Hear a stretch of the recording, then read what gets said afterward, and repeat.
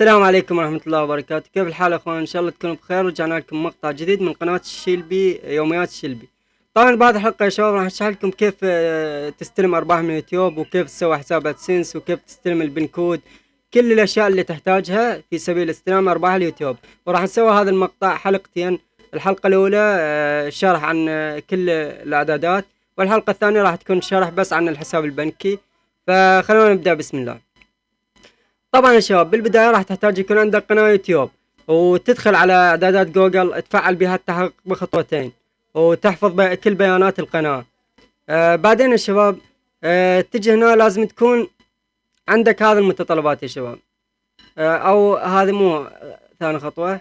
تدخل على اعدادات القناة، عندك اول شي هنا تحدد العملة، بعدين تجي هنا القناة تحدد البلد، وبعدين تدخل هنا الاهلية والاستخدام الميزات. تفعل هذه الخيارات الثلاثة.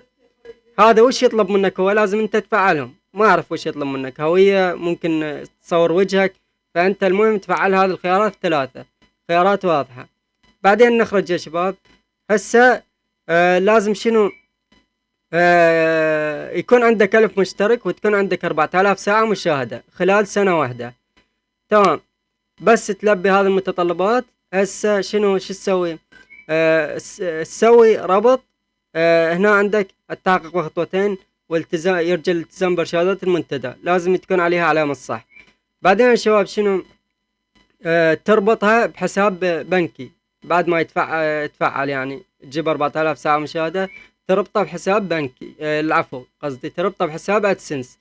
فانت بالنسبة لحساب ادسنس يا شباب، بس تخلص هاي المتطلبات تروح لحساب ادسنس. فندخل جوجل ادسنس. بعدين يا شباب شو تسوي؟ بالنسبة لجوجل ادسنس لازم تحط بياناتك، يعني عنوانك، هويتك، رقم هاتفك، كل هذه الاعدادات لازم تحطها. فاول شي يا شباب شو تسوي؟ تدخل على جوجل ادسنس، تسوي لك حساب، وتحط بيه بياناتك كلها. بالنسبة للبيانات يا شباب، البيانات لازم تحطها بالشكل اللي هو اللي يطلبه.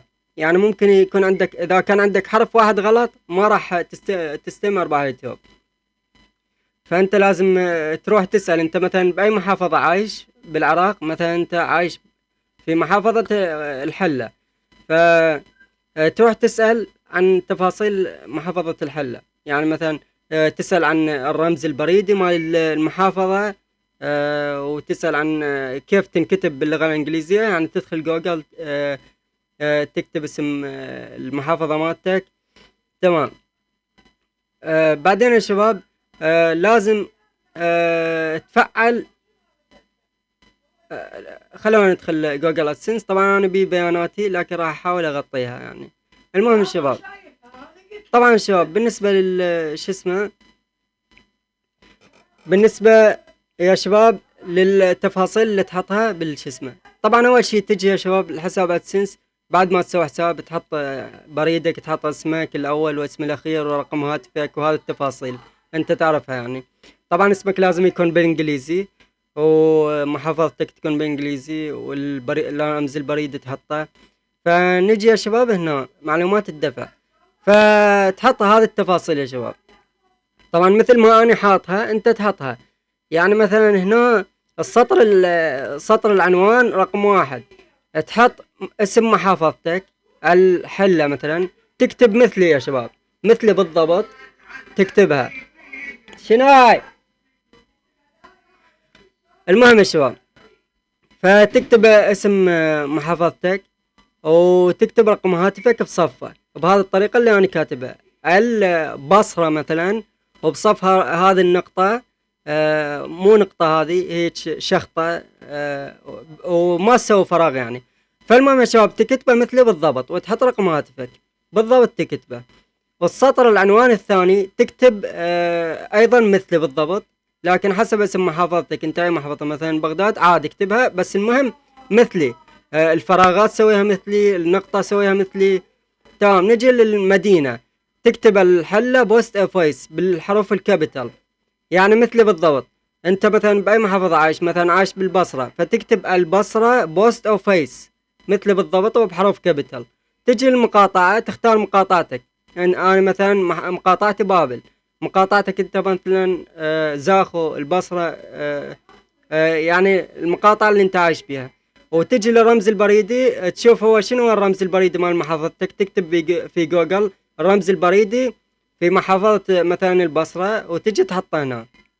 بعدين اكيد تحط تحت هنا رقم هاتفك، وتحط هنا معلومات الضرائب في الولايات المتحدة، هاي شباب مطلوبة. فتحط التفاصيل مثل اللي يطلبها بالعنوان اللي فوق، تحطها بمعلومات ضرائب في الولايات المتحدة.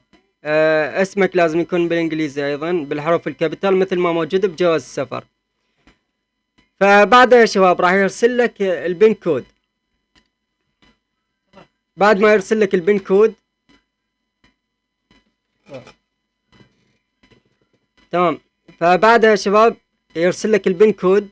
البين كود طبعا يجيك حسب العنوان اللي انت كتبته. فلما يوصل لك انت لازم تراجع، اتوقع هو يطلب منك وقت 3 شهور. فانت بعد 3 شهور تراجع المركز اللي يستلم الطرود بمحافظتك. تمام، فتراجع كل فترة، ممكن يكون واصله، واذا ما وصله ممكن يجيك. انا طبعا رحت راجعت بعد ما انقضت المدة، ولكن ما لقيته بمركز الطرود. لكن بعدها بفترة اتصل علي رقم هاتف، ورديت عليه قال لي انه جايك طلب وانا جاي اوصله. فرحت استلمته، رجعت فعلت العنوان يعني مال البن كود. بعدين يا شباب طلب مني اخر خطوة اللي هي شو اسمه الحساب البنكي يا شباب. بالنسبة للحساب البنكي راح نسوي عليه مقطع ثاني، كيف تروح تسوي حساب بنكي والمتطلبات. ولين نكون وصلنا نهاية المقطع. اتمنى عجبكم الفيديو، نشوفكم المقطع الجاي، مع السلامة.